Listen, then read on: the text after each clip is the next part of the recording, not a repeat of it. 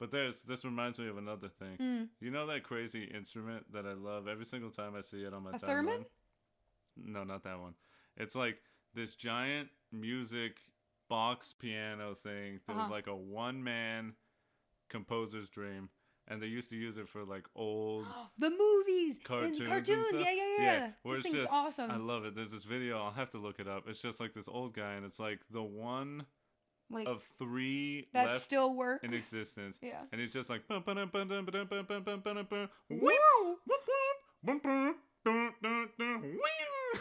just nonsense. He's pulling levers. Oh, he looks insane. He looks exactly what old cartoon depictions of people playing piano look like. Yes. Where they're just bouncing. Yeah, the rubber band animation. The piano is moving, and they're just like 5 feet in the air. Every time I see it, I'm like, God, I want to see this live. I would pay good money to watch a person perform. Oh my God, can you imagine? They play the instrument while the cartoon is on the screen. Oh, yeah. And you watch like old Mickey Mouse or like Betty Boop or anything like that. Yeah. Sounds great. It's funny because I love the technology and stuff just because it's so old-timey. Mm-hmm. Hate the racism. Oh, let me just say, first and foremost, I am anti-racism. Put me on record. Pro-cartoon. Just anytime I see anything before a certain time, I just cannot, as a brown man, ever be like, yeah, I would want to live in that time. Oh, no. Because it's always the white Tumblr girls that say, here's a picture of some people dressed in 50s clothes. Wish we could go back. This was a simpler time. Everyone was better back then. I'm like, that was a time before. That was the time where your husband, if he didn't like you, could get you lobotomized. Yeah. So let's not... Not only was it bad for women in general, but it was especially horrible for women of color and any person of color. Mm-hmm. The romanticized, oh my God, Nope. I can't say this word. Romanticization. Whoa. The romanticization. Nope. I can't say this word. Anyways, it's easy for white people to go back and say, we could live in any time. Mm-hmm. And for people of color like myself, it's just, oh, if I were alive in that time, people would probably kill me. Oh, yeah. So that's fun. Where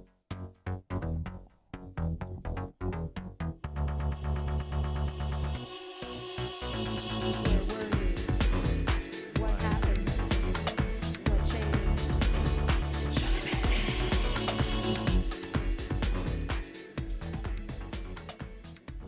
Welcome back, everyone, to a beautiful, festive, holiday episode. It is Christmas time. We're in the Yule season. Woo! And we are Sho-Dependent. It is the podcast that exposes and talks about our codependent tendencies with the things that we love, how they shaped us into who we are today, and whether or not the relationship has changed. My name is Eddie. I would like to welcome you all to this fantastic Christmas season. The best season there is, in my opinion, but it's the right one. Oh, okay. And I am one half of this Show-Dependent podcast. And my partner in production, the other half of the great duo that is us, is right here next to me. Her name is Kayla. Hello, guys. I hope you are doing well this season. At least staying warm. I mean, it's important. I hope that you can at least do that. I would hope so. How you doing today? How you feeling? What's going on? Anything on your mind? I am nauseated and feeling excited. Fancy. What a weird... Yeah. It's because I put up my Yule decorations today. So I was prepping my Yule log. I dusted it off and made sure there were no spiders in it. And then oh my God. I put around, well, yeah, because it's a log for my yard. It was very exciting. Well, it sounds like fun. As we welcome in the rebirth of nature and everything is coming back. Yeah. It's Christmas time. It's the time for fun, for tap dancing, for songs and dance, for stories of ghosts. For eating outside. Ooh, eating outside for some reason, and fireplaces inside, which is wild to me, but apparently it's a thing. I just think it's a fire hazard, obviously. It feels like an old-timey thing that they were like, yeah, why not just bring the fire inside? People also used to light candles on living trees. Well, that's what I'm saying. So... It feels like a thing where There used to be, what's the problem with fire? Bring it on in. What's the worst that could happen? Burning the house down? And then they burned 1 million houses down. They're like, like, maybe we shouldn't do this anymore. Mayhaps one of us should stop doing this. Today we will be discussing the 1954 film White Christmas, starring Bing Crosby and Danny Kaye, my man. Ooh, this movie's a heater. It's a heater. Let's get it going. With our Meet Cute. It's a meet cute baby. It's how we met this thing. Although this film was made in 1954, and it is the oldest movie we have covered here on Sho-Dependent, somehow it is the newest addition to my life. That is kind of weird. It's a bit strange. Honestly, I don't even know if I even knew this movie existed before Kayla introduced me to it. Hey, you're welcome. Which is very weird, because I definitely knew of Bing Crosby, and I obviously knew about the song White Christmas. But Christmas songs are just so ubiquitous that I guess I just thought that the song was simply, you know, a remnant of the past. All classic Christmas songs are from this time. So I just thought, it's just an old Christmas song. There's nothing really else to it. Wrong. When Kayla brought this film into my life, circa 2016, I'll be honest, I was a bit apprehensive. I'm a Mexican man, and I was like, this is an old film from before the civil rights movement? Yeah. Got a sneaking suspicion I'm going to see something racist. But wow. Was it racist? No, I'm just kidding. Let me tell you. It was not, but no. Wow, was I missing out.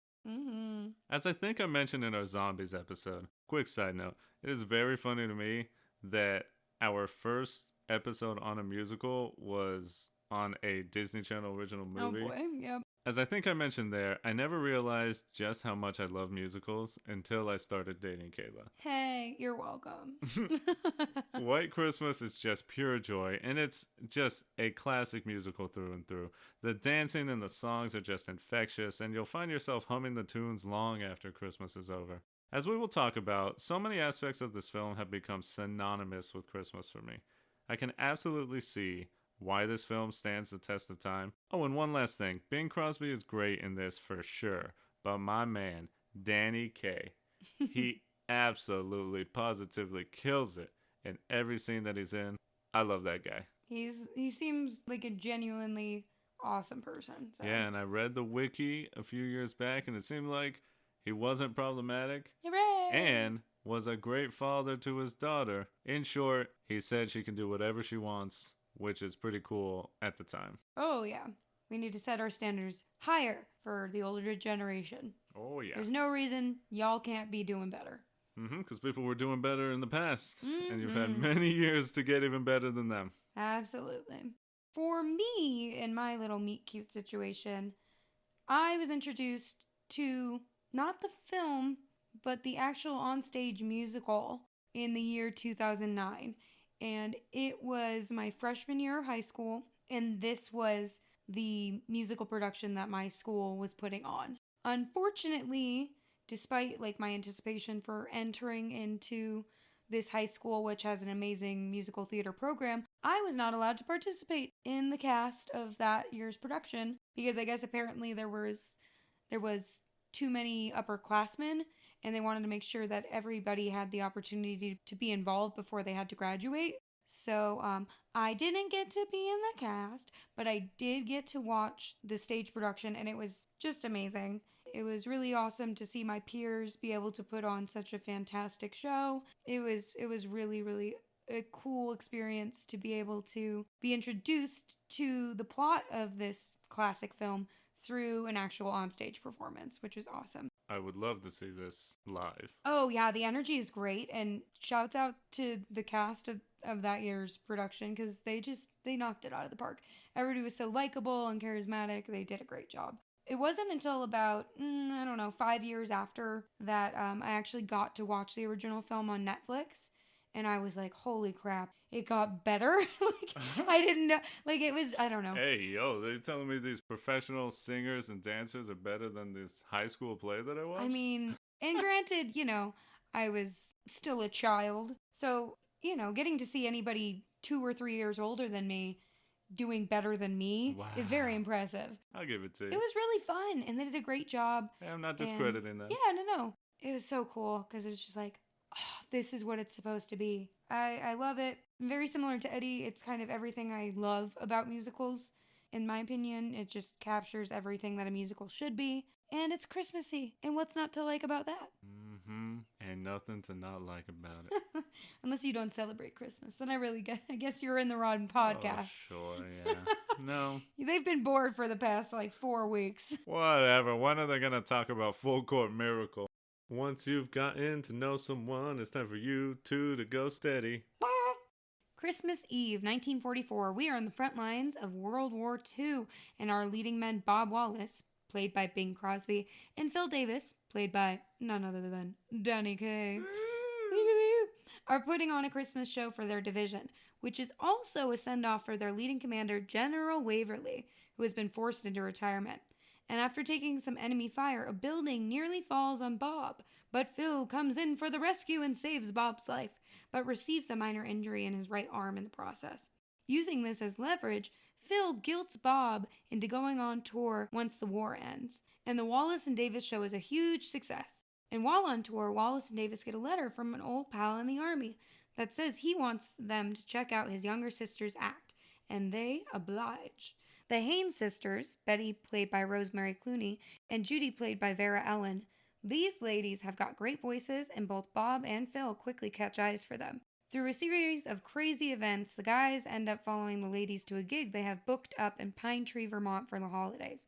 And funny enough, when they arrive, they find that the owner of the ski lodge where the sisters are performing is General Waverly.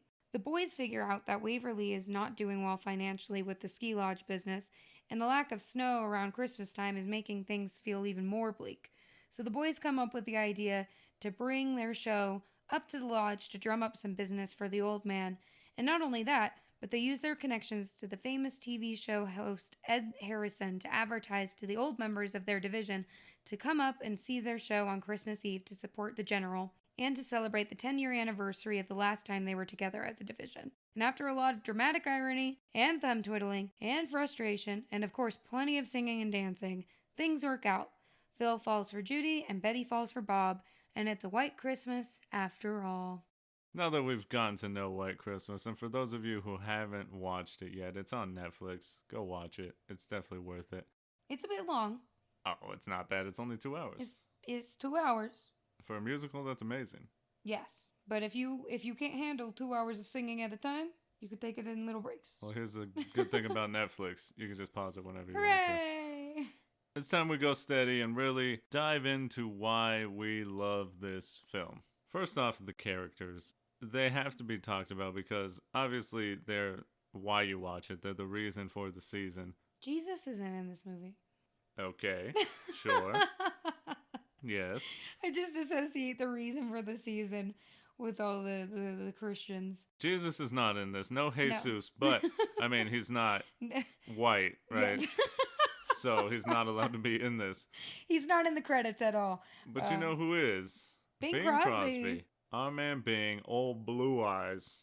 Isn't that Frank Sinatra's name? I guess. I always get it mixed up. But I mean, you look in this film, this man's eyes are fucking wild. They're like radioactive blue. It's like the creative character in a video game where you select blue and you expect it to be normal and it's just neon blue. Insane. Bing Crosby plays Bob Wallace, and yeah, his eyes are insane. You watch it and you definitely get the idea aliens are real. Bing Crosby's one of them, you were convinced Bing Crosby's like a reptilian? Yeah, it's like, I get it why they think reptilians run Hollywood, because there's no way this man's eyes are natural. Fair enough. It's hard to look at anything else, honestly, especially in like the close shots with him. Is there a filter? Like, yeah.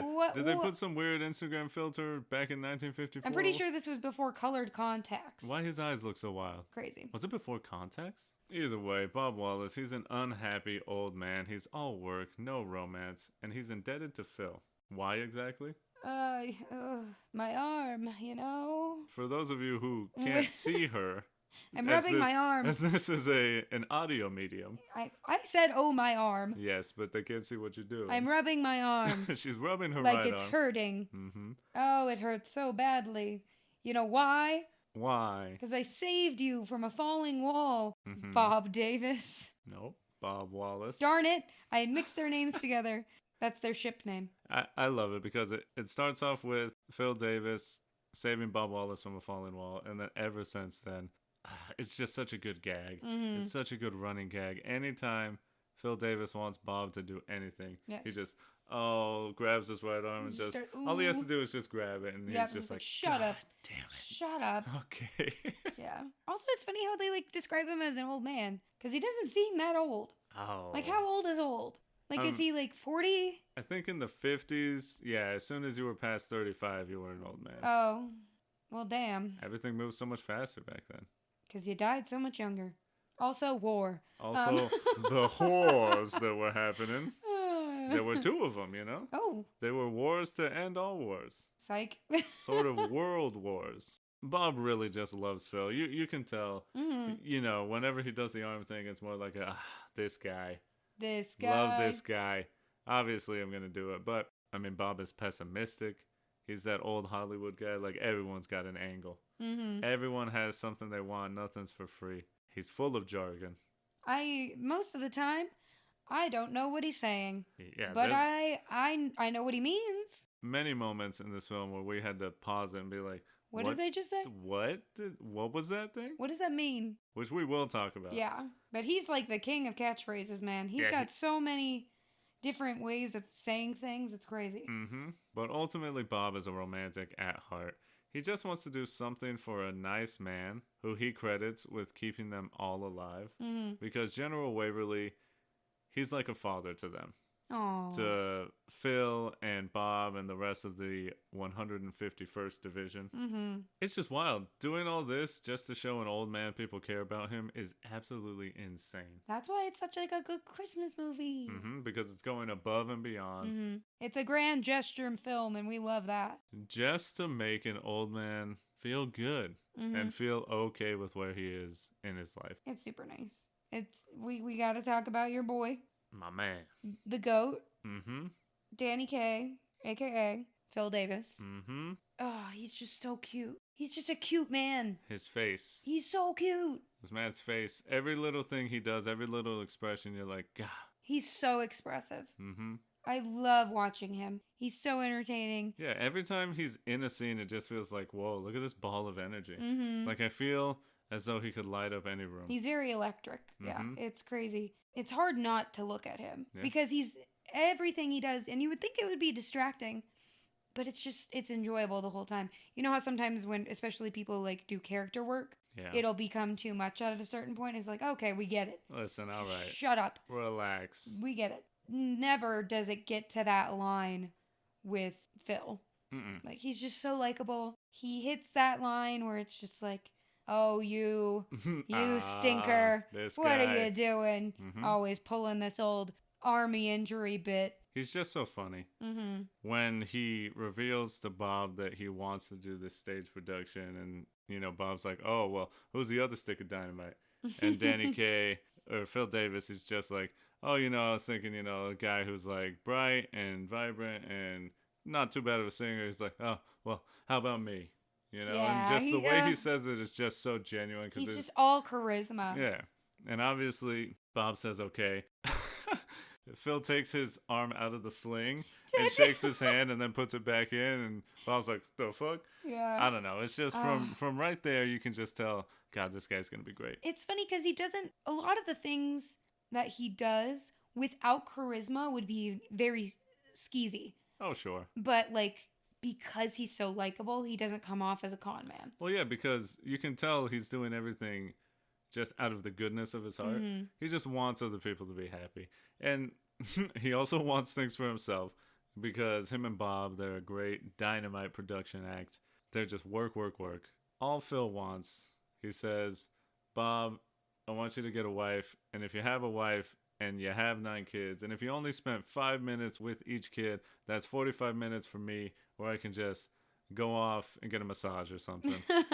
And it's just hilarious the way that they say it. I mean, he just wants to relax. Mm-hmm. But he also ultimately just wants Bob to be happy. Yeah, that's the sweet part about it. So, you know, the guilt tripping and all that stuff, he never really does it to the detriment of No, Bob. no. It's always very good. He just always does it. And it's not even like he's really guilt tripping him. He's more just like, come on, you know you have to do this. Yeah, and you know that. And Bob acknowledges that. He's like, you're right. We did great. We are great. And I'm grateful. So it's very sweet. Ultimately, without him, nothing would have happened in this film. Nope. Bob would have died. Bob would just The be end. under a wall. Just, look at him. Oh, he's dead. Dang it. Darn. Hell of a singer, that one. Hell of a singer. Moving on to the Haynes sisters. We got Judy. From here, I just want to say, she's a bit of a shell of a character. Yeah. But what she lacks in dialogue and intrigue, she makes up for in just raw talent. Ooh. She is an exceptional dancer. She out here dancing. Vera Ellen. My goodness. Queen. I have never seen a woman dance like this before. Yeah, it's probably just because I don't seek it out. I'm sure there's a ton of very talented dancers from this period, but like, wow. It's pretty much every style. Like, she can do ballroom, she can do contemporary if she wants to, she can do tap. It's crazy. Hip hop? I don't think hip hop existed. It was definitely racist. Yeah. It's crazy watching her perform. So sharp and clean, and everything she does is wonderful. But as far as her character goes, she's a little trickster. She's a little tricky. She gives me big, like, fox energy. She's a little conniving, a little sneaky. She's a great compliment to Phil. Yeah. Because they both are the characters pushing their counterparts to pursue more. Yes. Both of them need to pursue more than just business. Mm-hmm. Right? She's very tactical. You know, she may be somewhat of a shell of a character where she really doesn't do that much, and her character is built in a sense of she just always knows what she wants to get out of the situation. Oh, yeah. Like, she wrote the letter at the beginning so that Wallace and Davis would watch her sister act. Yeah, and pretending to be her brother. You know, she thought, yeah, if I write it, it's not going to work, but if I use this, then it's going to work. And she, later in the film, says, well, Phil, you and I need to get married because then it'll push them to want more, but also I want to get married to Phil. And, you know, it's very obvious that she does love this guy, but she's just, you know, everything she does has a reason behind it. It's not like she ever really just, like, stumbles upon something. Yeah, she's very strategic. I think that's a good word to describe it. She's pretty fun, not only to watch, but also just, like, there's a scene where she cries because she gets upset because it's said that, like, you would have been with Phil forever. And then she's like, but I want to, basically. And then she just bawls off screen. And it's, right. I was like, that was a good touch. Pretty fun. She's dramatic. She's very dramatic. Speaking of drama. Oh my God, Betty. Betty, honey, why are you like this? Betty Haynes. She got to be a Virgo. You know, as a Virgo, I think that she is. She's so stubborn. Oh my goodness. She will hold a grudge to the death, apparently. In the worst way. Yeah. It's a stereotype, but I think Betty is the perfect example of that stereotype of women don't tell you what's bothering them. No. They just expect you to know and will just hold that against you forever. The main crux, which again we'll discuss further a little later, but she thinks that Bob is doing something for the general, doing this whole thing for the general only for himself, to drum up business for Wallace and Davis. Yeah. And when she hears this, she doesn't ask him, hey, are you doing this for yourself? Yeah. She just says all these backhanded statements, and the whole time Wallace is like, what's going on? And she's like, well, if you don't know, then fuck you. And then she just runs off to New York. Yeah, I was like, what are you doing, Betty? This is not good communication skills. She runs away from everything. Including her own sister. Her own sister. Doesn't even tell her sister what's wrong. No. Like, you're not even going to tell your other half? Honestly. Because they seemed inseparable. Honestly, bring back the drama. Now you can just track people on their phone. You're like, oh, she's in New York. Oh, great. What is she doing now? What's she doing? Oh, she bought a black dress. Oh, boy. Oof. Oh, this is going to be something. Gonna sing a little song. Okay, Okay, Betty. Yeah. Just be like, hey, Wallace, what did you do? I don't know. Yeah. I don't know what I did. Feels like, Bob? And he's like, I don't know. Oh, what's happening? I tried to sing a song with her, and she apparently hates me now. Yeah, and it's funny because she's not even good at hiding it. No. She's just very obviously upset, and everyone's like, is something wrong? I'm good. Maybe she's a Virgo, because I feel like I would be pretty decent in hiding. But That I would, maybe she's not a Virgo after all. It'd be like, have a poker face at least. Yeah, she's just like super mean. Yeah, because immediately Phil talks to her, and it's like, Yeah. hey, is something wrong? Well, And she just storms off. I think that the reason that she's mad is because Phil automatically, like, confirms the suspicion that she has. But he doesn't. That's the thing. She infers all of this. She fills in the gaps. She doesn't just talk to people. Nope. She just hears what she wants to hear. Mm-hmm. And then, oh, well, guess that's I'm reality. Right. I'm leaving everyone behind. Oh, Betty. Betty. And it's just, it is because that's her character, though. Yeah. Because at the beginning, she's very much, she believes in the good in everyone. Mm-hmm. She's in show business. She's in Hollywood, you know. Yeah. This whole idea, you think, you know, the stereotypes and what everyone seems to say of it is just, you know, it's a cutthroat world. Everyone's using you for something. Don't trust everyone or anyone. Mm-hmm. And that's what Bob tells her, you know. Yeah. Everyone has an angle, even Judy over there. She's so sweet and nice, but she wrote this letter under false pretenses. Mm-hmm. And Betty's just like, well, that's an awful thing to say. Mm-hmm. You know, she's essentially saying there are good people here. And there are good people in this business who just want to do something good. Yeah. So the movie does do a good job in showing that. Yeah, well, and I guess it just kind of justifies, like, her character, because from the jump we know she's a very, like, pure-hearted person. Yeah. And then when that, supposed betrayal happens, it really hurts her. Right. And it is also because, yeah, she didn't have to tell them that Judy wrote the letter. No. And she didn't want to do it. As soon as she found out Judy did it, she was like, oh, well, we can't do this. Yeah, this is that's wrong. lying. That's not okay. And then they do it, and then Judy stops her from telling them, and then she tells Bob anyways, and it's like, before you go any further, I just want to let you know that she lied. Yeah. So it makes sense, but it's just so frustrating because it's dramatic irony. Yeah, because it's almost like that's the point, is we're supposed to be upset. Yeah. You're just like, Betty, if you don't just... You dumb ass. Ask just talk to the man. a question. Yeah, ask a question. And it's crazy because we're about to talk about the general. Yay. But even this old, and especially in the 1950s, this old war general who back then classically men were men and you didn't talk about emotions and you didn't do all this stuff. Even the general himself tells her, you just need to talk to Bob. Yeah, this is a tactical error. Yeah. Reassess, woman. Yeah. Like you need and it's not in a mean way. It's just like, hey, I think you're making a mistake, dear. Like something's wrong and you should talk about it. And she just refuses. She just kind of fulfills that trope of a woman being her own worst enemy. Which is sad, but true. Yeah. It's just like, what's that other funny example of like a woman having a bad dream where where like her partner cheats on her and then something. she wakes up angry and she's like, well, I'm not going to talk to him all day long. You know what you did? What the hell are you talking about? In your dream? Yeah, you were a real dick, so. Yeah, I saw what you did with her. I can't believe what you did.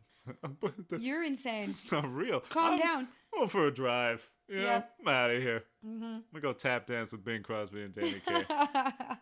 Oh, let's talk about the general. I adore this man. The general. Salute. Salute. I'm gonna drop all my things and smack my head. In my mitten. Mm-hmm. So cute.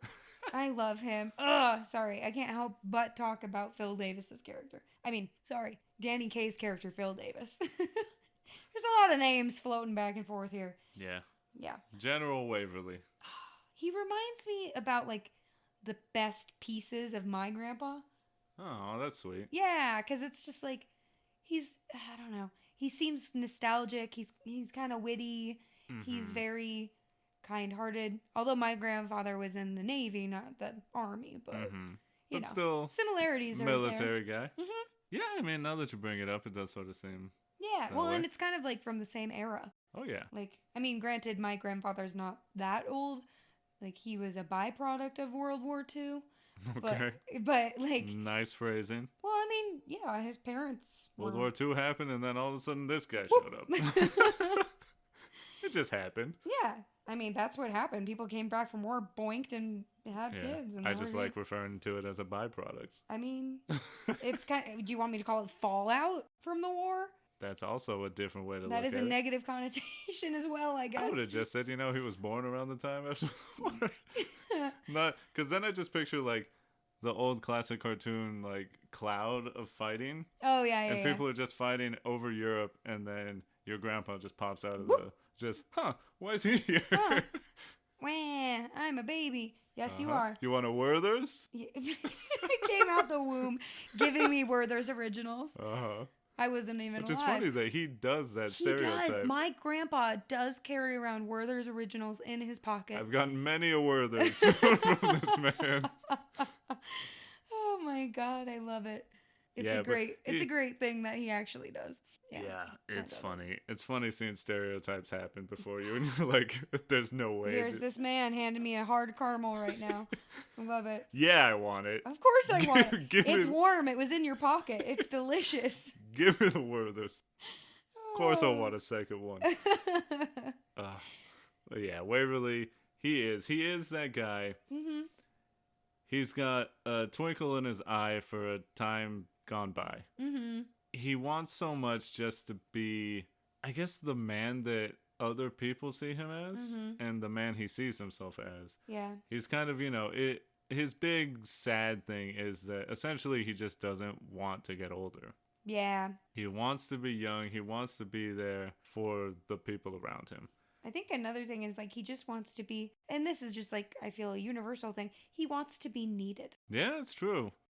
Because he, at the beginning, the big thing is they're putting on a Christmas show over in the war, and General Waverly is essentially losing his job. It's not really made clear why. I assume he was forced into retirement based on an injury, because at the beginning of the film he's walking with a walking stick. Yeah. It seems like he may have gotten hurt while over there. That could be part of it. Yeah.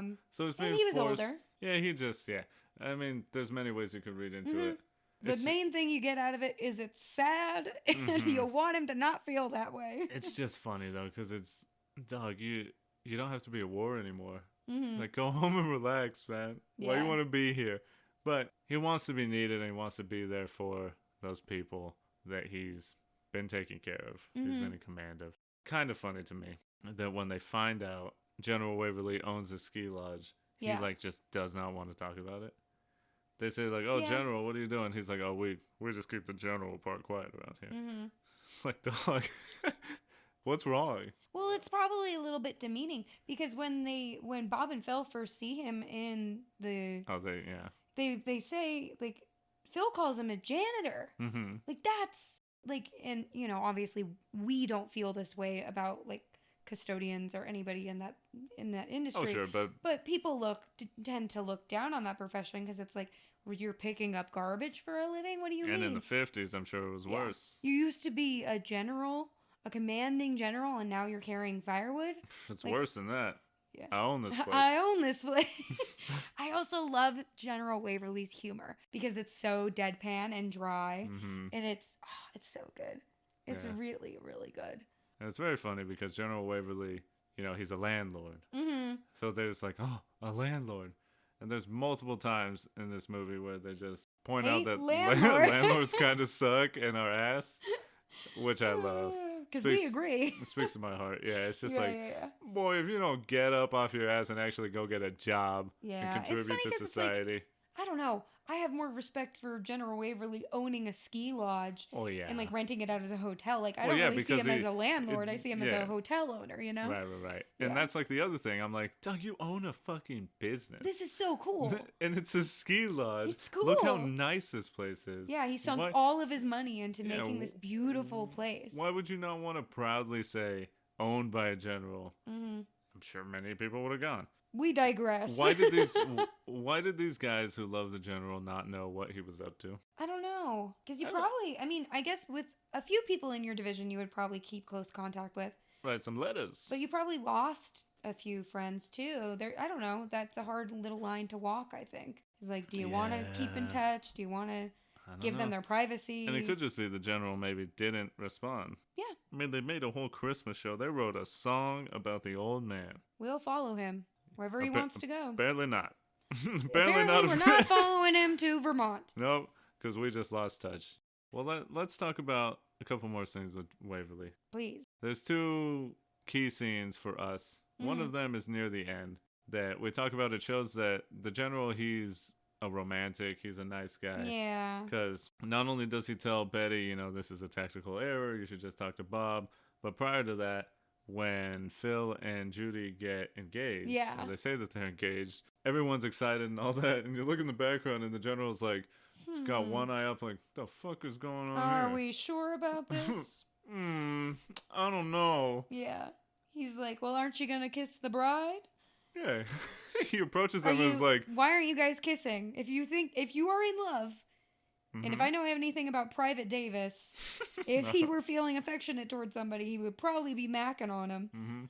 Let's see us a little smooch, huh? Go ahead, kiss in front of me. Yeah. Which is weird. No, but that's kind of the thing that people do, though. It's always like expected that when people get engaged, especially in public, there's going to be at least one display of affection. It's very true. No, but Waverly's just got such a good sense of people. He knows that this is like a phony thing. Yeah, he needs to see, like, prove it. Prove that you love each other. It is for the better. Oh, yeah. Phil and Judy both end up loving the kiss, so. On the opposite end, the horseshoe scene. Oh, no. No. Wow, this scene is so devastating. It's so well done, though. It's so well done. Because, again, he's a man who is sad he's getting old, which makes sense. No one wants to get old. In this horseshoe scene, Bob comes up. He's got the mail and stuff, and there's old men playing horseshoes. The general's right there, and Bob says, why do you ever join them in horseshoes? He says, oh, no. A man ought to hold off on the horseshoes till after the parade's passed him by. Which, for one, great line. Also, very sad imagery. Yeah. Good Lord. You're just sitting there. You see an old man sitting on a park bench watching the parade go by, and he's like, time for me to go die. I'm like, what? The parade ends, Turbo Man's gone, and it's just, well, I'm going to kill myself. Yeah, no. Well, that's a nice way to, like, think of life. It's a nice way to think of life, yeah. It's very poetic. But he says, no, I'm not ready for the horseshoes quite yet. I'm holding out for a job. I've applied for active duty. I'm waiting to hear back from the government. The Pentagon. The Pentagon. Whomever. I don't know. The men who decide who lives and dies, I guess. In some respect. He's like, I'm waiting to hear my letter. Should be here any day now. Should be there. I got an idea. They're going to try and put me on a desk job, but they better not. They better not. I'm holding out for training. Bob says, oh, well, I'm really on the ball today. Pulls out a letter. The letter's bad news. It's a soft, gentle no. Yeah, it's a soft, gentle, shouldn't you just relax? Just retire. Stay retired. And it breaks Waverly's heart, essentially. And Bob can see it. He just immediately senses, He's like, the rest of the letter is about the family. And then he just stands up. Oh. What is he? Does he tell Bob? He's like, well, I think I better give this horseshoe game a try. Yeah. And then he slowly saunters over to the horseshoe game, and it's like, no, Waverly! No, don't give up! You're not dead yet! Come on! There's still more parade, man! More parade There's more parade coming! Please don't! And that's when Bob gets the idea for the big finale. It's like, we gotta bring the boys back. They need to see the old man. He needs to know he's not forgotten. Very sad. Very well done. In this scene, Bob says a line that we love. Because when he pulls out the letter, the general says, I can't read it on my glasses. Can you read it for me? And Bob pulls out the letter and he starts moving it back and forth to like focus his vision. Yeah, and he's like, oh, I'm playing the trombone a bit myself. Playing a bit of trombone myself these days. Why don't we still use these lines? It's such a good way. Because this movie, it's the 50s. It's got so many good lines and just old school jargon. Here's a few of them. Let's talk about it. Ooh, I'm excited. Obviously, the trombone one. It's just the imagery. Yeah, because that's how you play a trombone. You move your arm back and forth. People used to paint images with their voice. I love it. With their words. I love metaphor. Oh, take me back to before the civil rights movement. No, stop. So nobody clip that out of context. But I mean, running gags that are words. Anytime Bob or Phil needs to convince the other one to do something, they say, let's just say we're doing it for an old pal in the army. Let's say we're doing it for an old pal in the army. Yes, I've heard that one. Just to give themselves an excuse to do the thing that they probably shouldn't be doing. Yeah, they're just, all right, let's do it. Why not? Hilarious. When Bob is talking to Betty and saying everyone has an angle, he says, oh, everybody's got a little larceny in them. Don't worry about it. Just what? The word larceny is heavy. Uh-huh. Very funny, though. So strong. It's like, everybody can be a conniving piece of shit. Don't worry about it. It's like, whoa. Yeah, we're all capable of doing crimes. Okay. All right, Bob. You're not wrong, but I don't like it. I don't like being called out like that. I don't like your alliteration. A little larceny. Very good. Give us the Phil Davis, the great line. Oh, God. Okay. This is a bit of a tongue twister. I may screw it up. However, this is the scene where they're getting changed in their dressing room after they put on their show Playing Around. And they're about to go see the Haynes sisters. And Phil is telling Bob, you need to settle down. You need to find a lady soon. Because, here we go. Okay. When what's left of you gets around to what's left to be gotten won't be worth getting. Whatever it is you've gotten left. What? And even Bob looks at him like... When I figure out what that means, I'll come up with a response. Yeah. What are you talking about? But it makes sense. It makes sense. Everything, it makes sense. Because he's basically telling Bob, if you don't act soon, all the quote-unquote good women or, you know, the people that are desirable will have been gone and you won't have any options left. Yeah. And nobody's going to want you either because it'll be too late by then. Right. Hilarious. So good. Oof. That's a good vocal warm-up. Yeah. If you need to practice for a monologue, clip that and just go over it over and over and over again. Obviously, Bob, slow to move for romance. Mm-hmm. Betty, slow to move as well. When Judy and Phil are seeing that there could be something between Bob and Betty, Judy looks at Phil and says, I got a flash for you. She's a slow mover. And Phil looks at her and says, I got a flash for you too. She's in there with the champ. It's like, it's just so well put. Oh, you're so quick-witted. I love how smart you are. You always have a great response. Amazing. You so love funny. the conductor. I do. And nobody probably knows this at all. I do. I had to say it like him. Because as they're coming into Pine Tree, as is required for old-timey car rides in trains, you have to tell the people what stop they're at. And as the man's coming down the corridor in the train, he's like, Pine Tree, coming into Pine Tree. And I just love it so much, and I don't know why. It's very funny. It is well done. It's very sing-songy and just cute. Line of the movie might be when Bob and Betty are having some sandwiches. Some late-night sandwiches. At like 11 o'clock at night, maybe? And buttermilk. White people. There's so much milk in this freaking movie. A lot of milk. There's too much milk. That should be a drinking game for this movie. Like every time you see milk, take a drink. Take a shot of milk. No, Take a little whole milk down the gullet. I'd be on the toilet by minute 10. They move from the kitchen to the indoor fireplace. This is a ski lodge. That is normal. Indoor fire pit. It's an open fire. You act like there's not a chimney above it. It's dangerous. It's really not. People have fireplaces in their homes all the time. It's basically the same thing. And then they don't have homes after a few years when it burns down. Bob takes the sandwiches. He tells Betty, oh, grab the cow. Grab the cow.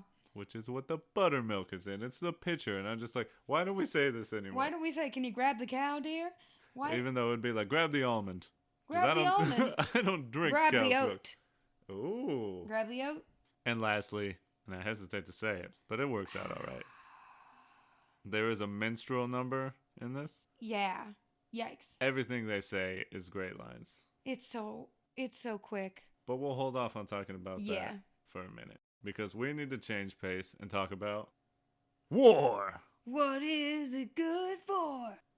making lasting relationships that will pass the test of time and building a brotherhood and a family you never knew you would have. Well, that took a turn. I was going to say absolutely nothing, but okay. We'll Well, go with yours. This movie shows us, just real quick. We're going to start a tangent before we even start on the thing that we want to talk about. I know, but I have to say it's wild that in the past they really just had full-blown celebrities go to war. Elvis Presley, you're going to go kill some men today. Hope you don't die. Elvis. Yeah. Or any other celebrity during this time. Right. And I mean, sure, the chances of them actually seeing active duty was probably pretty low. I don't know. But it's still pretty wild because Elvis went to war. Stan Lee was in war, but I know a little bit about it. Stan Lee was in the arts division of the army, where Did he make propaganda? Yeah, he essentially just made posters and stuff. Oh, that's kind of cool. But it's funny because that's a good gig. You don't get shot at, right? Military man. But other than that, this film really goes a long way to showing that war bond, that family, that brotherhood that going to war creates. Mm-hmm. Every time you say war bond, I imagine like war bonds. I know. Like the little coupons. Oh, yeah. But okay. We're going with emotional bonding, not it's a war financial bonds. Yeah. A bit of wordplay is happening here. Oh. Yeah. Uh-huh. It makes sense. They don't want the old man to leave because he's like family to them. He's like all of their dads. I don't know why I said it like that, but yeah. And I feel like it could also be just a little bit of that Shawshank effect. Mm-hmm. You've been in it so long, it kind of becomes all you know. Yeah. And all you're really used to. You know, that PTSD hits real hard. And you're just thinking, I can't do anything else. Mm-hmm. I am war. I'm going to be here forever. Yeah. So it makes sense that they don't want the general to leave. And it makes sense that he doesn't want to leave. Yeah. I mean, I don't necessarily think it's so much that he like wants to be in like, you know, in the army. It's like he misses the routine of it all. And having power. And no, I don't think he's necessarily like that. But I think that Waverly is so kind of like saddened by having to leave the army because those men really were his family for a long period of time. It's very obvious that everybody cares for him, especially in the glimpses that we see at the beginning of the film and at the end of the film. I'm sure that's a really hard thing to do, to be in charge of so many people and then have that stripped away, and then you're kind of left all by your lonesome to do everything. And we don't see Waverly having a wife. No, but apparently he does. Apparently, and has children. Yeah, or had a wife because she's not there with him. Yeah. Whether they're divorced or other circumstances. Mm-hmm. But it's really interesting just because it's just him missing out on what it was like to be in combat. Yeah, the rush. The rush. Out there running in the fields. But it's true. This movie does do a great job at it makes me understand just how strong that bond from being at war together is. And how could it not be? Yeah, facing mortality, that'll do something. That'll bond, that fear bond. But also, it was World War II. Yeah. Many people have said it kind of feels like, the last just war. Yeah. I mean, you're fighting against Nazis. Probably needed to stop Hitler, right? I would say yes. So it seems pretty justified. Mm-hmm. But this movie definitely shows the bond that they have, because when Bob's sitting there is watching General Waverly just sort of stand there, watch the sister act, he looks and says, "We ate," and then he ate. "We slept," and then he slept. Which just is a great line to illustrate that maybe Bob Wallace feels guilty, that the general, this great man who kept them alive, who made decisions to keep everyone safe, hasn't been given more outside of war. Mm-hmm. And yeah, it's just interesting for us, if you want to speak on it a little bit yourself, that, how do I say it? I don't really believe that wars in modern day are just and should ever be fought. As much as I support the people who are brave enough to go fight, I also don't necessarily feel that they should even be there. And I don't feel that being a veteran means you immediately get respect if you're going to be a dick to me or anyone else. Just be a good person and you'll be respected. This movie, it does make me be like, oh, I get it. Mm-hmm. I get this bond that you have, and I get why you are the way that you are. For sure. Yeah, it's just kind of weird because it's as somebody who has very little military or armed forces individuals within my personal life, I feel very separated from like kind of the veteran story and things like of that nature. But stories like this definitely make combat vets especially way more sympathetic because it's traumatic. Oh yeah. And it's very moving to know that the people next to you will put their lives on the line to keep you living and breathing. Yeah, just the idea of like the greater good and safety of others. I get, I get, but also I don't because I really don't. But funny enough, I can equate it with a Call of Duty game. I'll just talk We're talking about video games. Talk now? about this briefly. For one, it's funny because obviously Call of Duty and shooters and all that, they aren't real, but they can often tell real stories and make you feel real things. Whenever I play Call of Duty, I'm always reminded of just how wild war actually is. Because I play through the things in a video game, and just the depictions, I'm like, how could anyone go on after seeing stuff like this? I know I couldn't, which is why I will never enlist. People give video games flack, and some people think they cause violence and stuff, but I just see it as like, for Call of Duty, not only is it fun, yeah, but it shows me war is fucking wild. Just the idea of being in Normandy is like, how could you move on from this? How could you never just see that every single day and night of your life? Yeah. So that's wild. But to go on another one of Eddie's short tangents, there was a video game called Call of Duty World War II that told a beautiful story about brothers that I think is a lot like this movie and affected me in a similar way. The story, very shortly, is your main character, he's traumatized by his older brother dying. When they went out hunting, he got attacked by a wolf. And then in World War II, you bond with your division, and you have a friend who's really close to you, who's like your brother, who's a Jewish man. You're going and fighting in World War II. Pretty wild. That is just, that alone, crazy. Yeah. Oh my gosh. Even crazier, near the end, your Jewish brother gets taken hostage by the Nazis. And you're just, the whole time, you like go AWOL and you almost get court-martialed and sent off, but you're like, I need to go get this guy back. In the end, you're running to save him. You can hear like gunshots in the distance and stuff. You're going and you're just getting flashbacks. And it shows your older brother being attacked by a wolf. And the reason you're traumatized is because your main character didn't act and just let him die. So your whole thing is, I'm not going to let another brother die.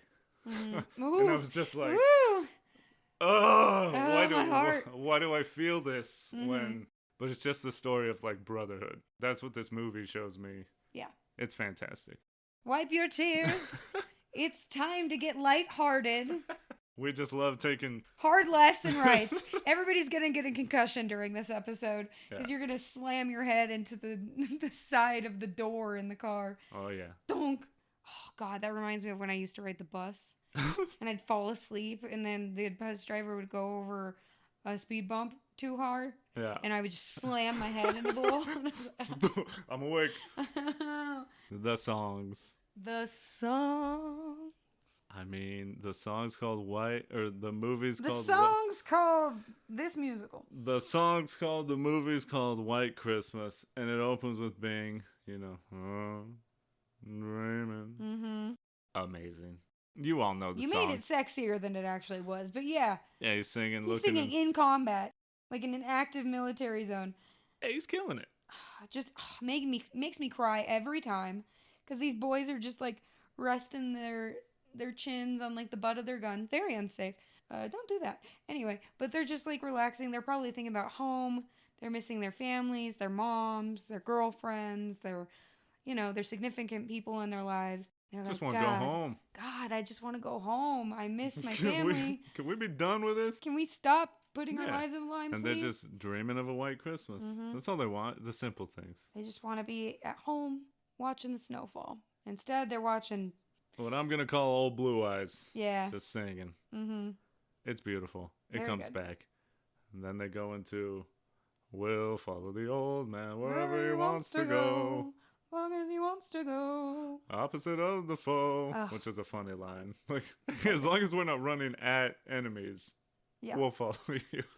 Or fight against them, Yeah. I guess. It's like fighting. As long as we're fighting against the right people, we're going to find a stay good with fight. him. One of the good ones. A good guy. Because we love him. We love him. Beautiful. It's so good. Very, very fun. I mean, we may as well just go through all the songs, huh? Let's go. Because they're all fire. Boom. Next song, we get a little medley. We get a medley from the boys, the Wallace and Davis medley. Hup! Hup! They do a lot of hup, and they do a lot of stepping. The blue sky shining on me. Ooh, the blue skies. Do I see? And you just want to do-up, do-up, do-up. Yep. Great song. So fun. Very good. We get the sister act. Sisters. There were never such devoted sisters. They're in an open-air restaurant. The fans are iconic. The big blue fans. My goodness. Oh, it's so good. I want to hold one of those things. I want to hit someone with it too. Oh, so funny. Just like he does. Yeah, it's great. Let me wipe my tears. The next great song, and they're all great, is The Best Things Happen While You're Dancing. Things that you would not do at home come naturally on the floor. Ooh, and Phil and Judy, this is when they just whisk each other off and just so romantic. Go do just a full-blown choreograph. Number. Oh. The pace changes so frequently in that dance. It's crazy. Because they'll go from like ballroom to like tap to jazz to... Oh, it's so good. Love it. It's amazing. What is this, the best 2 out of 3? I don't what know does what that mean, Betty? What does that mean? And then we get Sisters Reprise. The boys in drag. Let's talk about it. It's so good. And it's not even drag. No. They roll up their pant legs and put on a bow. But it's enough. It's enough of a feminine touch that it feels like drag. Right. Yeah, they have to buy time for the actual Haynes sisters to run away from the sheriff. And they decide to act as them. And you had a fun story about this? Oh, apparently, or at least I heard it. Don't quote me on this as scripture or anything. It's all true. But apparently, this scene was not actually planned for the film. And the guys, they just decided to do it as a funny little bit. They're like, let's be the Haynes sisters for a minute. And so I guess everybody didn't know this was going to happen. And they put on the record and they lip synced it like a drag routine.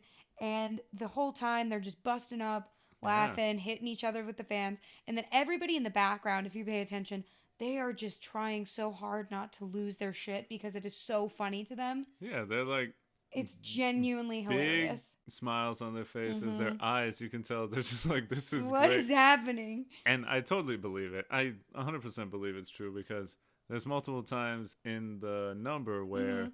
Bing breaks. Bing will break a little bit, and like Danny looks like he's committed, but they just look like they're having fun. Yeah. And at the end, it ends with them just laughing, and you can just tell right there, it's like, so oh, this is just a good time. Yeah. Well, and Bing, I pay attention to Bing lip syncing during this scene, because he doesn't fully know the words. Oh, really? Which is a nice touch. If you look, his lips get mix matched a little bit. Really? And so he's a teeny bit off on some of which is good. It makes sense for the character because they have only heard the song once. It in canon or whatever. So. And Danny's so good. He does this little steals the show. I don't even know how it can convey it in audio. Sisters? It's just so fun. His eyes are just so sort of playful, and he just whacks with the fan. Also, shouts out to those fans. The fact that no feathers fell out of those the entire time they were doing production. That. Wow. Yeah. High quality fans. We go to Pine Tree, Vermont, because Pine Tree, coming into Pine Tree. Should be beautiful this time of year, all that. Snow. It won't be long before it's all... We'll all be there with snow. I don't know. The words are hard. The words in that song are hard. It's a tough song. It's very fun. It's so good. It's hard to sing. The lyrics are difficult, but it's very magical. Yeah. It's very dreamy. I really like that number in the club car. It's fun. It's very... And they made little scenes with napkins. Like, what are you guys doing? It's cute. It's cute, and I like it a lot. Very After fun. that, we have a minstrel number. Oh boy, we Which- finally got to the minstrel show. The songs are good, and luckily it's not blackface. Thank God. Yeah. Because I couldn't watch the movie. The songs during the minstrel number are good. I'd rather see a minstrel show. show. Which, real quick, sorry to cut us off, but you made a great point. I just have to say it now. All of these songs, essentially the chorus is the name of the song. The chorus is the title, and that is just good writing. So you can just sing it just by looking at it. 'cause You'll the next instantly one- remember what song it is, because it's the chorus. Yeah, the next one is Mr. Bones. Mr. Bones. Tell another story, Mr. Bones. Or, I don't know if those are the words, but you get it. And they just tell the jokes the whole time, and it's hilarious. Mandy. There's a minister handy. So catchy. Oh, it's so fun. We get the scene. Bing gets to serenade Betty. I thought you said When- Bingus. And I was like, Bingus. who's Bingus? Oh, Bingus over there. Bingus blue eyes in the corner. Mhm. When I'm worried And I can't sleep. I count my blessings instead of sheep. And I fall asleep counting my blessings. This part is very funny to me because it's essentially the only part in the musical where someone's just singing for no reason, not a performance. Out of context, yes. Yes. Out of context serenade. And it's just so funny to me because if you imagine this happening in real life, I would walk away. because this man was just saying, hey, do you want to hear what I do when I can't sleep? Yeah, are you going to tell me, Bing? No, I I'm mean, gonna sorry, s- Bob? I'm Are you gonna gonna tell me? s- I'm going to sing at you. If this happened in real life, I would just be, my eyes would just go so wide, like, what are you I doing? did not sign up for open mic night. Why is this happening? Are you really doing this right now? Oh my God, I think I need to go. But it's a very heartwarming song. Oh yeah, and it's a very dedicated move. It's like the all or nothing. You pull this, Oh, yeah. and she starts singing back, you're in. You're in. You're going to make it for 60 years. Mm-hmm. If it doesn't work, you've lost everything. Yeah, it's She's- a pretty high-risk move. She's going to make fun of you. Remember that time that idiot sang to me at the fire pit? Everyone's Like that was a gonna know normal thing to about it. do? Yeah. But Meanwhile, in normal musicals, that happens constantly. yeah. But this musical is written in a way where every song is part of the musical performance, with the exception of this song. Yeah. And the best things happen while you're dancing. Yes, these two numbers, yeah, exclusively. But wow, Either way, after this, we go to choreography.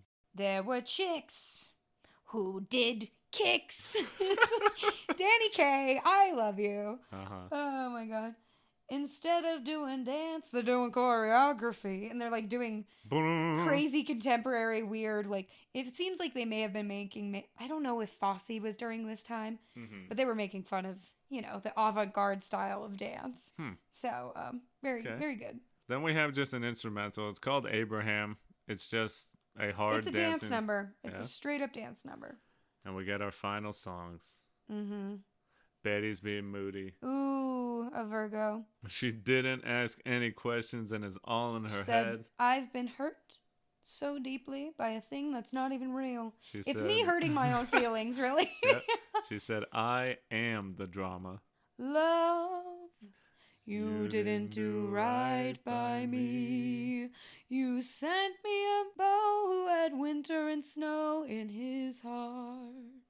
Wasn't smart, oh, love. She's got a very fun song.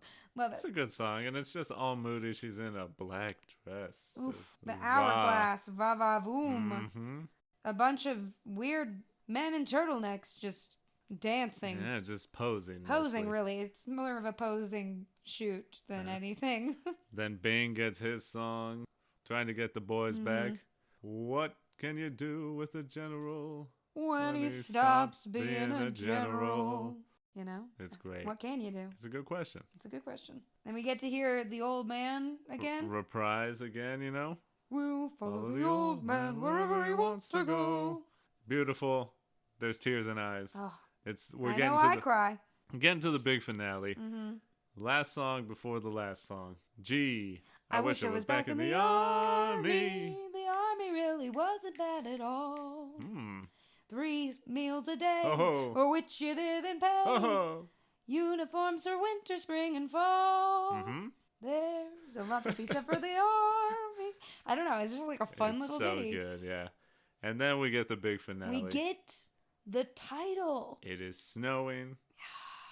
Magic. White Christmas comes back. It's so good. Every time I see the snow, my heart Oh, flutters. Christmas. Like, oh my God, it's snowing. Yo, it's a white Christmas. Yo, you know this happens at the end? That was the best part of the stage production that I got to see when I was in high school. Yeah. Is they made it snow on stage. Magic.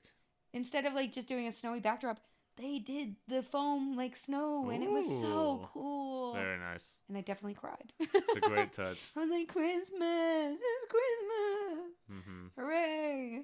We need to talk about Bob and Phil's relationship in this movie because it is, I think, so special. I think it's a pretty rare thing to get to see, especially I don't know.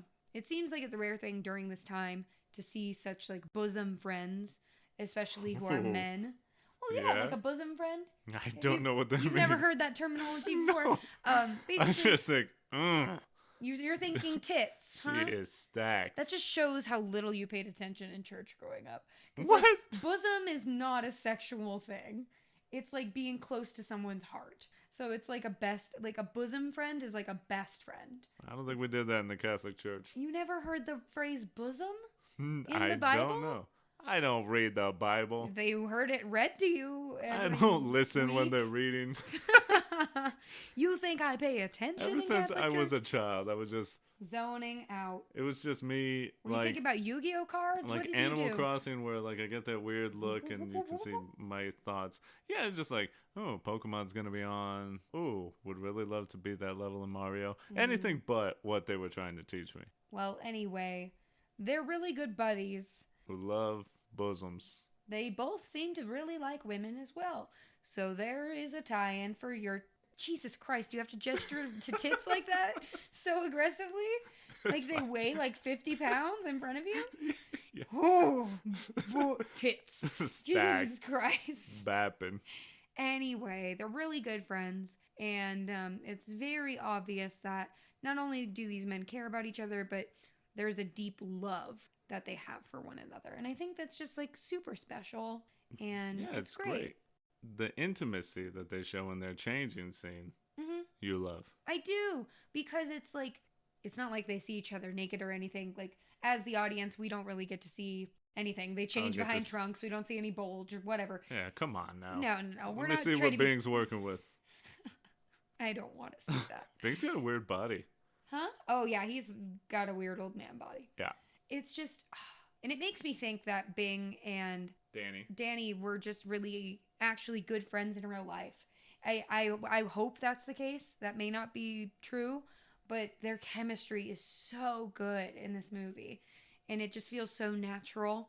And I especially love the changing room scene because not only is what they're saying extremely entertaining, but the fluidity in which they interact with each other, they change outfits, they help each other get dressed in some aspects, like throwing ties across the room and things like that. It just shows how comfortable these men are with each other. Even though Bob is obviously the more reserved friend, he opens up and comes out of his shell for Phil because he trusts him. And it's just a really beautiful friendship. It's nice that we get to see them really treat each other so kindly. They're essentially brothers. Yeah. So they're very comfortable with each other. And it's great to see this relationship depicted. Especially back then in the 50s, the whole heteronormativity of everything. It's nice to see two men who are so close and they're not related. Yeah. They're just really, really good friends. Because... especially with theater. Yeah. A lot of people could read it as, look at these two gay men. It gets into that whole theater thing and the cultural views on theater, even still today. Yeah. It's just, if you're into musicals, if you're into theater, especially at a young age. If you're into acting or singing or especially dance, I feel. Right. As a man, you're seen as, well, look at this gay man. Or... oh, when's he going to come out of the closet? It just has to be something. There's always the presumption that which is really historically weird because traditionally theater was exclusively produced and performed by men. Manly men. Manly men. And it's just weird how that is like a stereotype, especially in like American culture, that if you're interested in the arts kind of as a whole, you're kind of perceived to be fruity. Mm-hmm. And it's like, what do you mean? Right. Why does it have to be that way? Why do you assume that? Yeah, it's really just nice to see these guys. And it actually plays really interestingly into the real life of Danny Kaye. Yeah. Again, I did a little research, and Danny Kaye, it was kind of a big thing with him in his life that a lot of people thought that he was gay. Mm-hmm. Just because of, I guess, the person he was. He was into theater and musicals and all that stuff. And I don't really remember all the details in terms of, his relationships and all that. But I mean, we can't say one way or another, obviously. Mm-hmm. But he's no longer here to defend himself. So. Yeah, and at the end of it all, it doesn't really matter. No. I could say, well, he married a woman and had a daughter and all this stuff. But, the only real person who was going to know was Danny, and he is long past. Mm-hmm. But it speaks to just how shitty it is. Yeah. Who was it? Shawn Mendes has talked about it before. Oh, yeah. How much it hurt him that people constantly say that he's gay and all this, and he's just hiding. And I can imagine, because obviously young men, very much when you're young and you don't really understand or you haven't been taught these things, you think like, no, I'm not gay, and you get very defensive. Yeah, because you're taught that it's a really bad thing to be. And you get defensive, and I'm sure it can take a big toll. Oh, I'm sure, mentally, yeah. Danny Kaye, I guess, for my part, it could speak to his strength as well. And like Shawn Mendes in modern day and all these other men who are constantly cast as like I see it as not that these men are saying that it's a bad thing, but it's saying you can be supportive of it, but at the same time it's just not me. Yeah, that's not my identity. Who I am. Yeah. And it's also, I think that maybe the assumptions with Danny, if I were to presume quite a lot, he seemed to be a very expressive and emotional person. Right. And a lot of the time, unfortunately, in American culture, that is seen as weak. Yeah. And unmasculine. As feminine. Which is sad because it's like, why can't men be expressive and sing about their feelings and feel the need to dance and create art? Like, that's just so devastating to think that we would bully somebody out of expressing themselves. Right. I'll end it on this. Talk about this whole Bert and Ernie idea, because obviously it's been a long discourse with many people saying many things, the creators and viewers alike, is that Bert and Ernie, are they gay, aren't they? They're two grown men who live together and all this stuff. And I think it speaks to the idea of male intimacy and male relationships and being able to just be really good friends with another man and be very affectionate and hug and touch and do all these things and sing and dance together. Male homosocial relationships in our culture are very frowned upon. Right. Traditionally. And it's kind of annoying with Bert and Ernie because they are puppets. So yes, but in terms of the relationship, I think, funny enough, another man that we listen to a lot, Aaron Hansen of Game Grumps. Yes. He made a good tweet talking about it when it was like very heavily talked about a year or so ago. Essentially saying it annoys him that men aren't allowed to be depicted as really good close friends without being called gay. Yeah. Because, we should be able to have close relationships with our male friends and hug and do all these things and not have to explain, no, we're just really good friends. Yeah. Because why do you have to be? It's just societal again. Because homosocial relationships between women, it's all we fun. Our Richter scale for being a lesbian is so much different. Yeah. So much more different than it is expected of gay men in our culture. It's really interesting. That's a whole other discourse we could get into. But it's nice to see in this film that, yes, we get the sense that they are incredibly close friends, and that's it. They love each other in the 50s. Ah, yeah. Well, there's another man. Oh, no. Another man who we haven't really talked about, but it's almost like he didn't get a name really at all. I didn't really know his name because, let me explain it like this. Around the time that Wallace and Davis decide they're going to do a show for the General, but they want to keep it a secret, they bring in their whole crew, and they bring in a guy who just dances real hard. he suddenly is in every number with Judy, and he's just killing it alongside her. So good. He's just getting after it. He kills it in everything. It's like they said, Danny Kaye is great, yes, but he can't keep up with Judy the same way this guy can. So we got to bring in this guy. And for some reason, upon first viewing, I saw this guy and I was like, there he is. Who? There's my Latino right there. Oh, honey. There's my Latino representation. You're not alone. This is super funny because Eddie nor I brought this up until we were writing the outline for this. Yeah. I assumed this man was Latino. I don't know why. I don't know what it is. It's something in the posture, the stunning smile. Yeah, even if the I confidence. can't explain it, pretty sure he's not. Yeah, I don't know. But he just seems so vaguely Latino to me. Yes. That, I don't know, he's just got the heart and feet of the Latin people. You can tell. You look at him, like you said, that smile. I cannot speak to it. I am not Latin, so I cannot hand out that card. But yes. I was like, look at him. Mira. Look like, at this man. Mira, hey, look. Hey, there's another spice on the spice rack besides salt and pepper right now. Like, what's happening? It's like, look at this. He's a little spicy. Yeah. Wow. And I guess Kayla told me later, I guess he's the choreographer and his name is Vance. Yeah, there's like a brief moment where you see like a cue card, or not a cue card, but like a description of playing around, and it's like, whatever, Wallace and Davis, and then it's like music, and then it says choreographer, Vance. And it's a one name. He's a one name man. And it could just be, again, I was apprehensive to watch this the first time. As you should be. And maybe I just really wanted to be able to say, whoa. They got a Latino in there, though. They got one. That's all we needed. Latino. I just want another POC representation because there's only one other guy.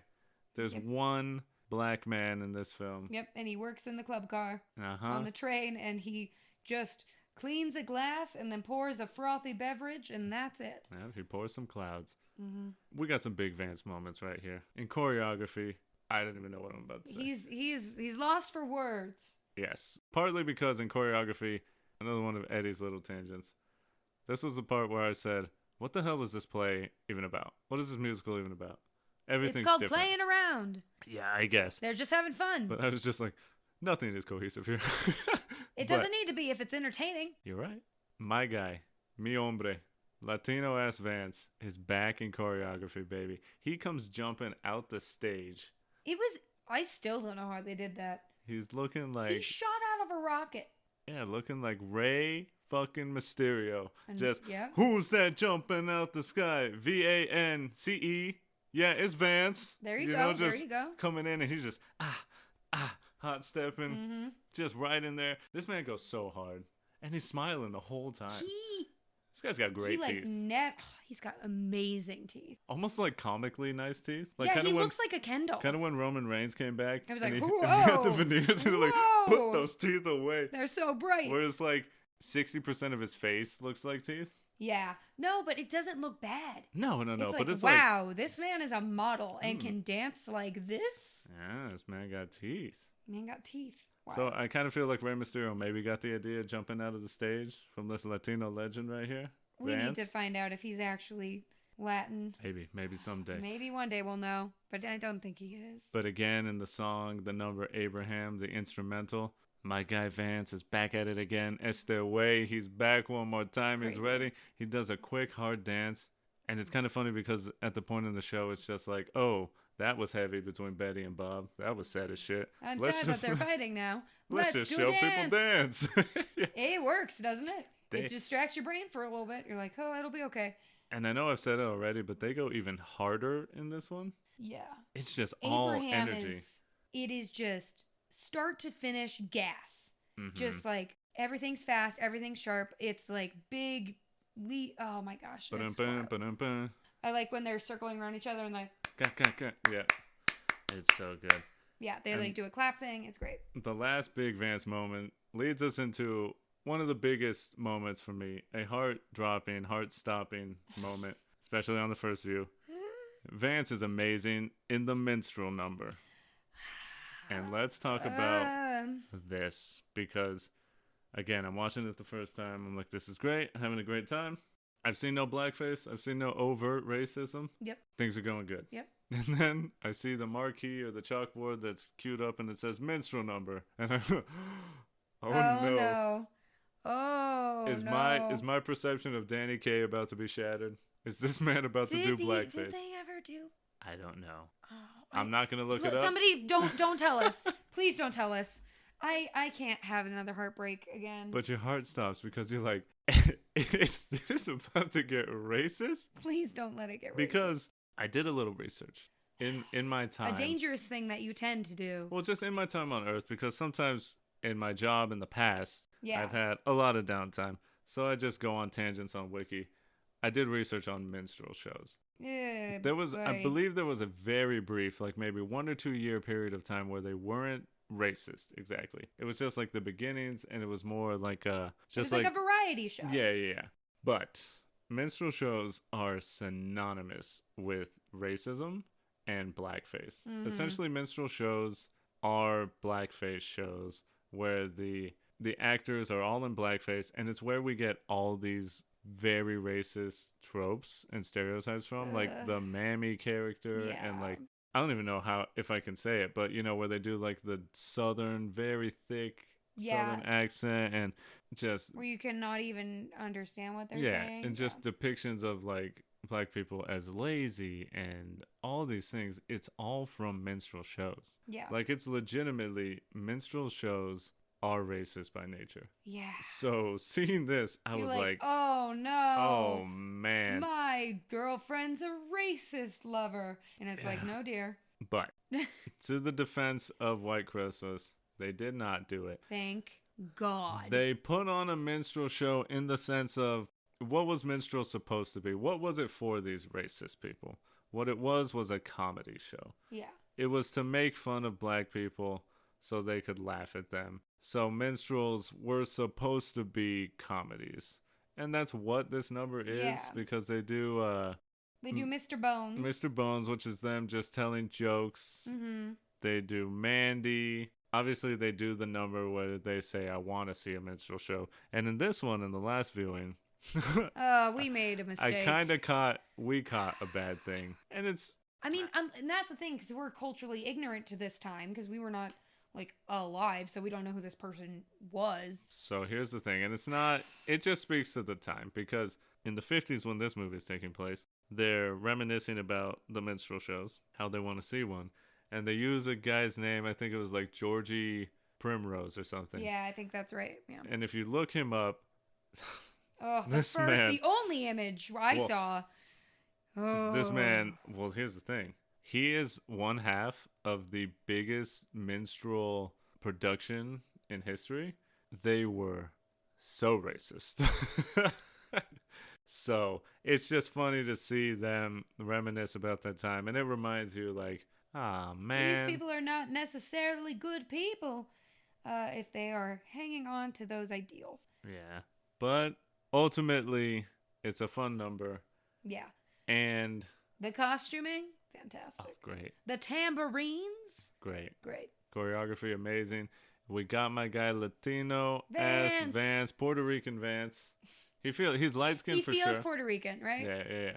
And hey, for a movie that came out before the civil rights movement. It's honestly pretty surprising there was not blackface. At least we got one black guy and we got one Puerto Rican Vance in there. So and I'm happy they were at least polite to the black man. Yeah, they didn't. It was like they just requested drinks, and that was all they said to him.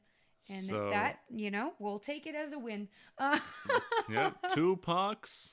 That's good. No, I don't think Vance is a puck though. Vance gets. He gets the card. You can come to the quince. As long as it's not what they did in West Side Story, which is just like paint a bunch of white people brown. I forgot about that. Yeah. Brown face. Yep. No. Okay. In our mind, Vance is a Puerto Rican I can't explain god. it. I don't get it I look at him and I'm just like, this guy's kind of spicy. Rican. He's kind of spicy, right? Mm-hmm. Yeah. It's got to be the way he dances. I think that's what it is. Like I said, he's got he just got it. The heart and soul of a Latino. I love it. He's light on his feet. He's quick. Mm-hmm. He's small. He's very charming. Yeah. Wow. I really like him. Vance kills it, knocks it out the park. Rest in peace. He is dead, but I was gonna say shouts out to Vance. All right, shouts out to his family. Your grandfather was super cool, guys. Yeah, And he was one of Tupac's in this movie. That's amazing. There you go. Betty and Bob, Betty and Bob, Bob and Betty, Betty and Bob. B and B. B and B. And Alliteration. then we got P and J. J. Oh, it's like P, B, and J. I guess If you're it's right. double B.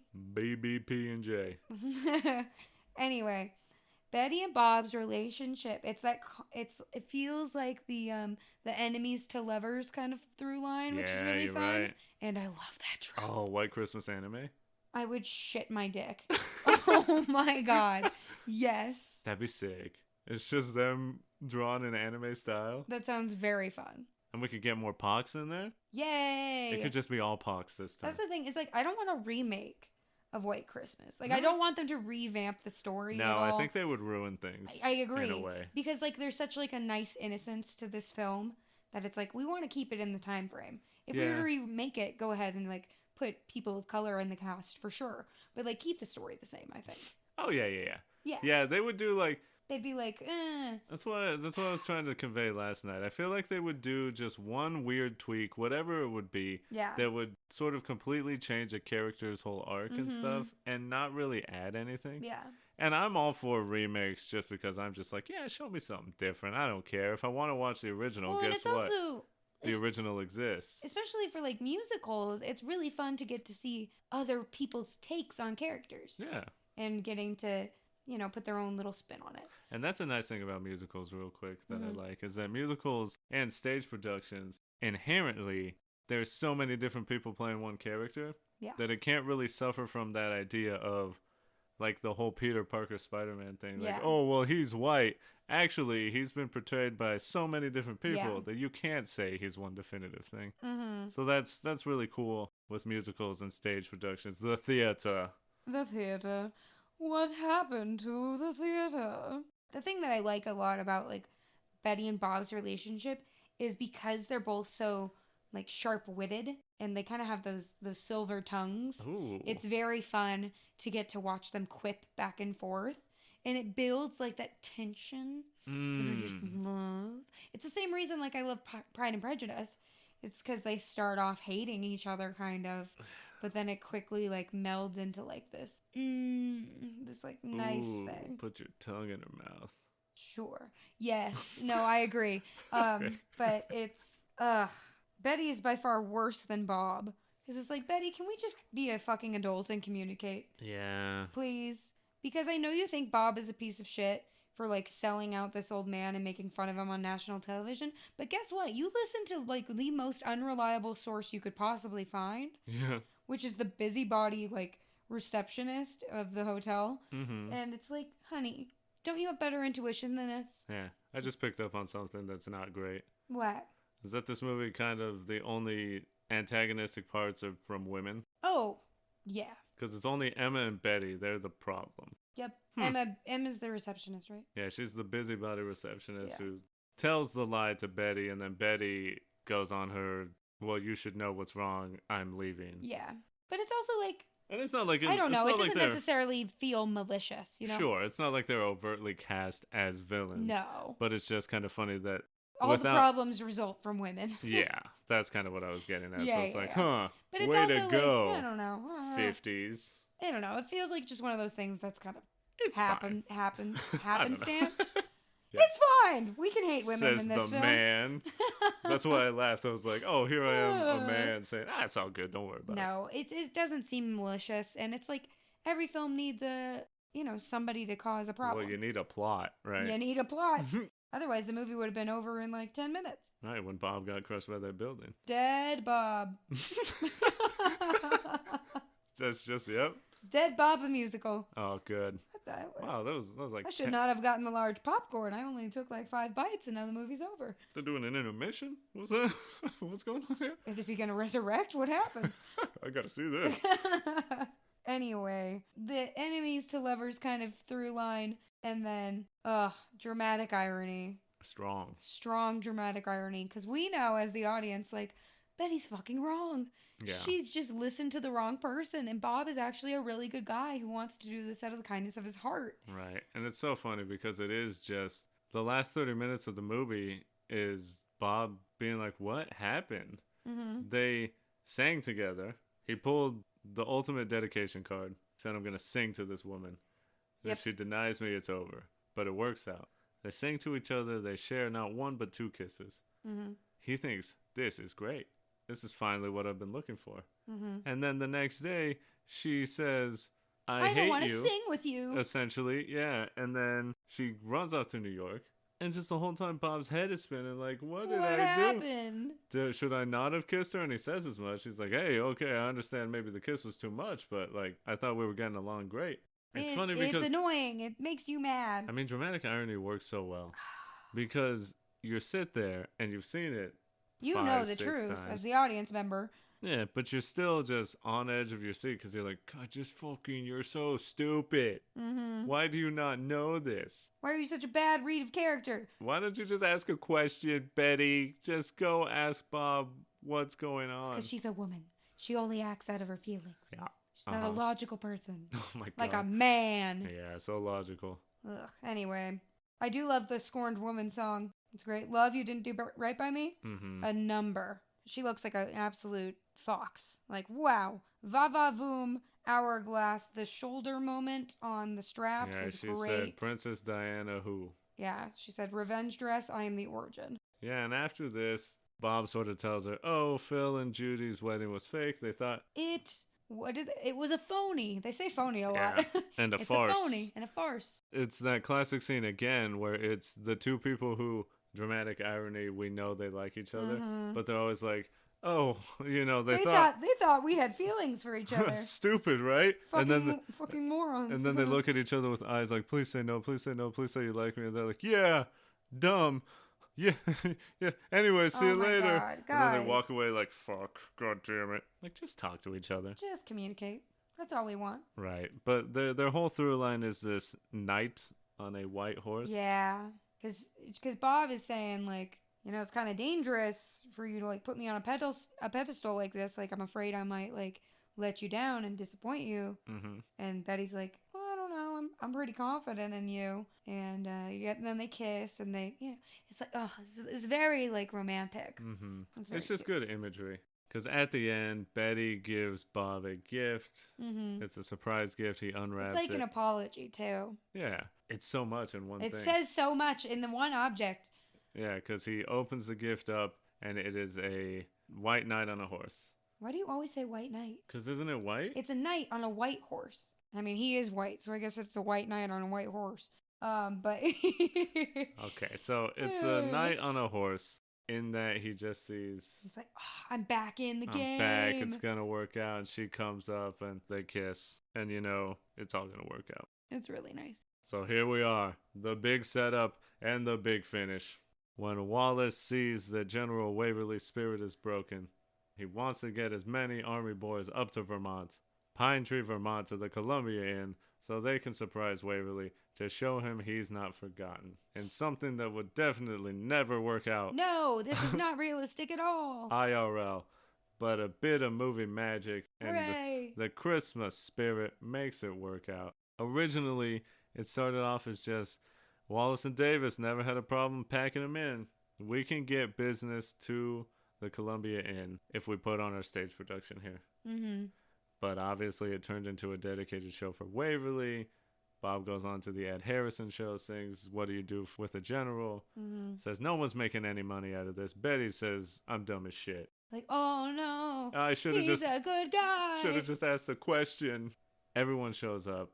The general gets convinced to wear his military uniform, and he walks in, and just everyone's standing there, and he's just, oh. It's so good.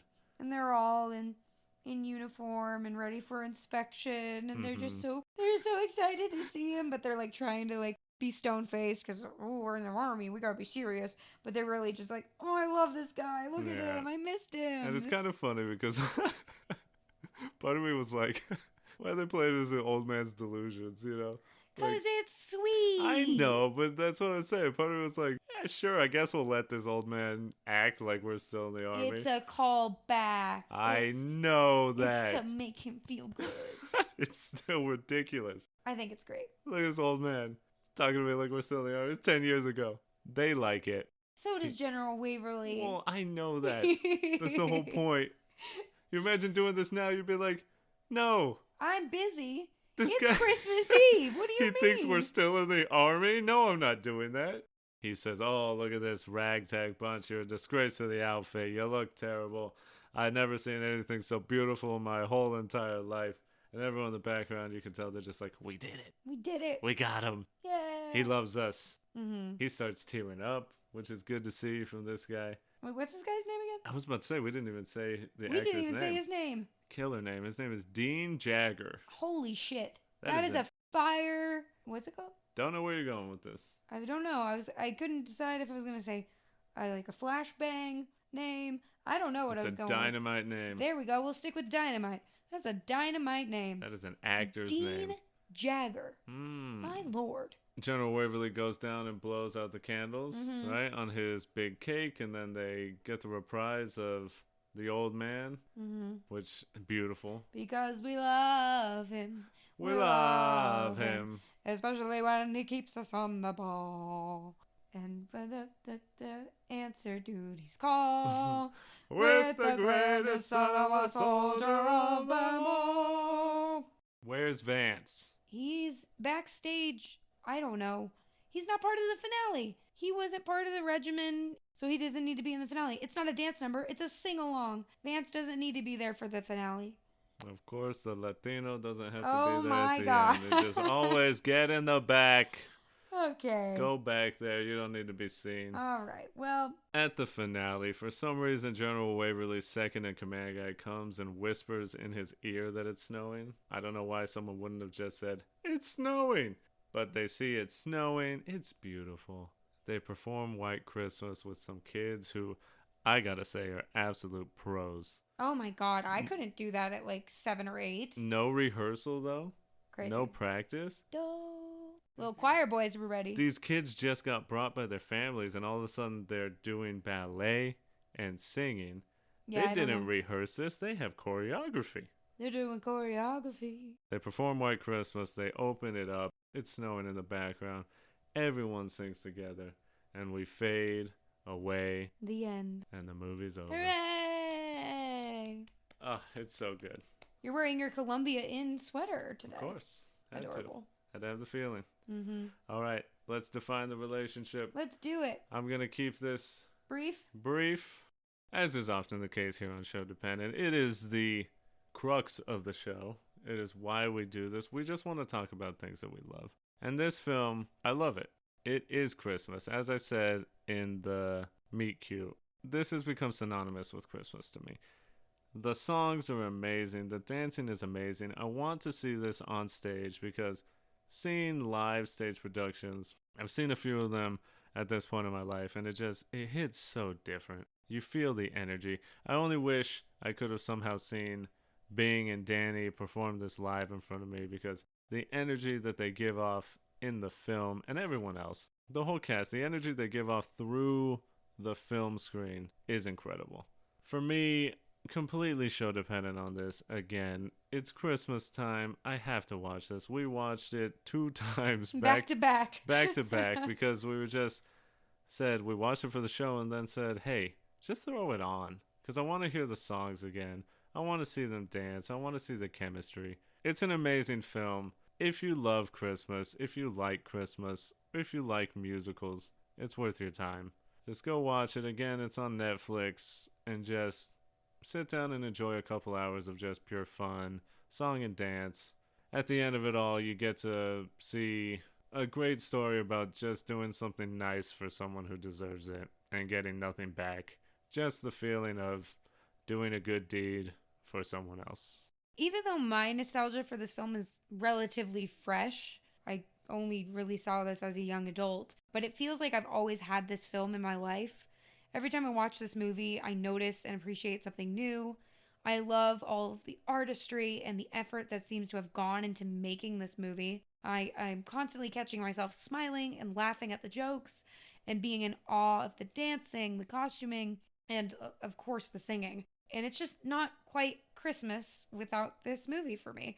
I'm totally Sho-Dependent on this, guys. Like, I can't say it enough. And as we kind of close the holiday season, I just hope that you all take some time to find some ways to smile and enjoy the simple things in life. Maybe it's singing a song or telling a joke or doing a dance, but try to surround yourself with people that you love, because that's really what this movie is really all about. So I hope you guys get to do that this season. Yes, absolutely. And with that, we want to say Merry Christmas. Merry Christmas! Happy Hanukkah. Happy Kwanzaa. Happy Yule. Happy whatever you celebrate during this season, or even if Happy solstice. Even if it's hard for you. I know I love Christmas, but I have to acknowledge that holidays, for one reason or another, can be hard for people out there. So if this is a hard season for you, as we both sort of said, we just hope you can find some joy in this time. Find someone, anyone that you love, and just be with them and enjoy whatever it is you want to enjoy during this time. We just want you to be happy and really just enjoy the time that we're coming up to, because it's Christmas and it's a new year. Mm-hmm. But before we talk about this new year and new beginnings and what we're going to start off with, again, thank you for listening so much. Thank you, guys. You're the reason we keep doing this. Yeah, we started this podcast halfway through 2021. Mm-hmm. We're now approaching the end. 13 episodes, which is pretty wild. And we just, want to say a big thank you to all of you so much for listening. And if you've told anyone to listen or just downloading, supporting, saying kind words, we really appreciate it. And as much as we love doing this and inherently enjoy doing it, we are infinitely grateful to any kind words that anyone gives us on the podcast. Yeah, it means a lot, and it does keep us going in some sense. So if you liked what you heard, please give us a follow, download the episodes, go back and listen to the other 12, and spread the word. Tell your loved ones, anyone you see during this season, that they can listen to Sho-Dependent on Spotify, Apple Podcasts, Google Podcasts, anywhere you listen to podcasts.